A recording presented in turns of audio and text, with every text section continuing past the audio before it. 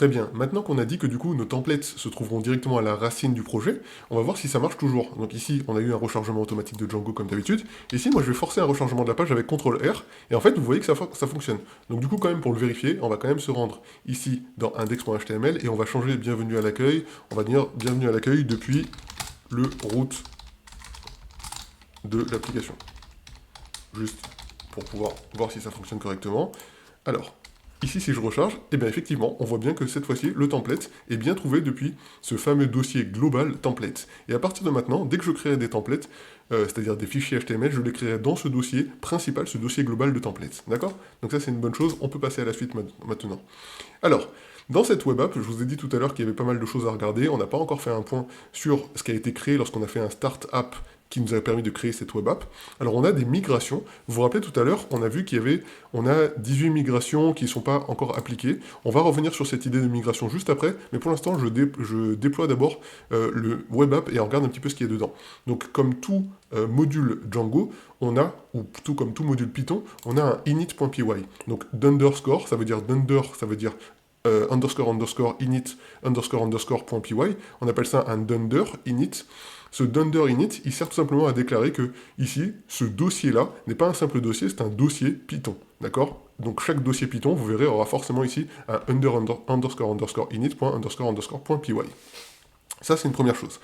Ici, on a un admin.py. Le admin.py, pour l'instant, on va pas trop s'en occuper, on reviendra dessus lorsqu'on commencera à parler avec la base de données.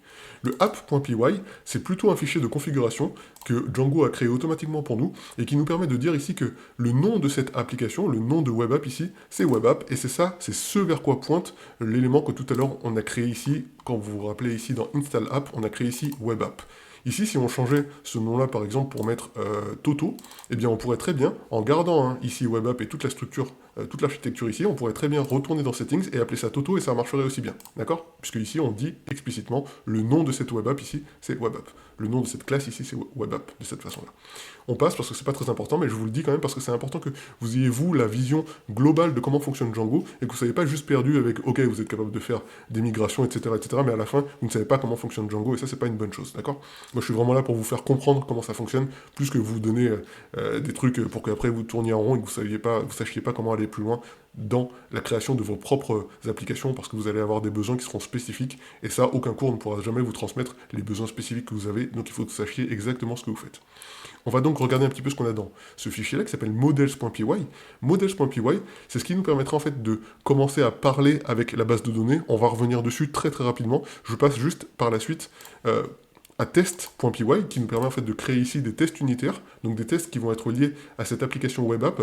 On pourrait créer tous nos tests unitaires ici dans un fichier qui s'appelle tests.py. Attention, ici, le nom de chaque fichier qui est créé est très important, d'accord? Ce sont des fichiers qui sont créés automatiquement par Django, et Django va venir vérifier le nom de ces fichiers pour s'assurer du bon fonctionnement et du coup des bons appels qu'il aura besoin de faire dans le cas où on ferait appel par exemple ici à un models.py ou à un apps.py ou ici à un test.py.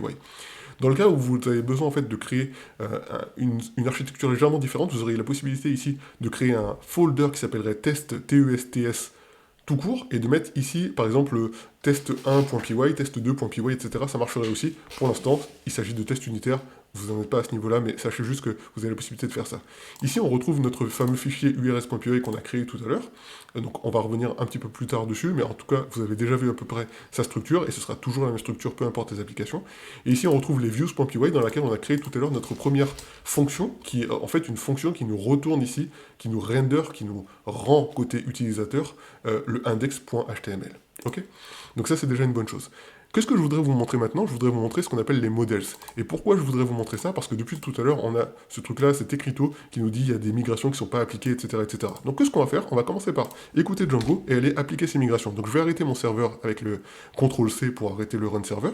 Et maintenant, ce qu'on va faire, c'est qu'on va aller suivre la commande ici qu'il nous donne. Donc il nous dit Python manage.py migrate. Ok, donc moi je vais faire python3 manage.py et on va faire le migrate.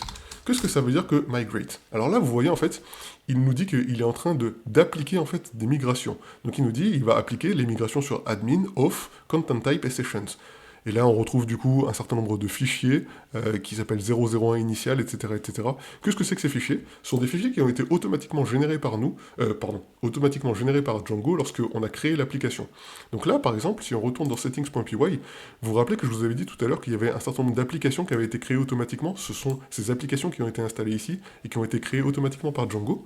Donc Django, en même temps qu'il a créé ici le auth, par exemple, eh bien, il a créé ici des, comment dire ça, des migrations qui vont être relatives à cette application auth qu'il a créée. Alors nous, on n'y a pas accès, on s'en fiche, hein, on n'a pas à tenir compte de ça, mais c'est juste qu'il nous demande d'appliquer ces migrations dans notre base de données, parce que c'est exactement à ça que sert cette commande, python3 manage.py, migrate, ça sert à appliquer des migrations qui sont en cours dans la base de données.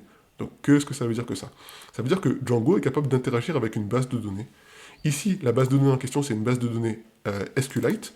Et donc du coup, grâce à cette base de données, on va pouvoir ici rentrer un certain nombre de données et venir chercher ensuite ces données qu'on aura rentrées là-dedans. Et c'est la raison pour laquelle on nous demande de migrer ces informations qui sont liées à l'authentification par exemple, dans la base de données pour pouvoir créer un user et autre chose. Donc voilà à quoi sert cette fameuse commande python3 manage.py migrate. Maintenant, nous, on n'a pas encore créé ici d'éléments spécifiques dans notre web app. Si on retourne ici sur notre web app, on voit ici qu'on a un fameux fichier models.py, donc je vous avais dit tout à l'heure qu'on allait revenir dessus, et c'est dans ce fichier models.py qu'on va devoir créer ici quelque chose qui nous permettra en fait de créer nos propres migrations, c'est-à-dire de pouvoir interagir avec notre base de données en fonction de nos propres besoins.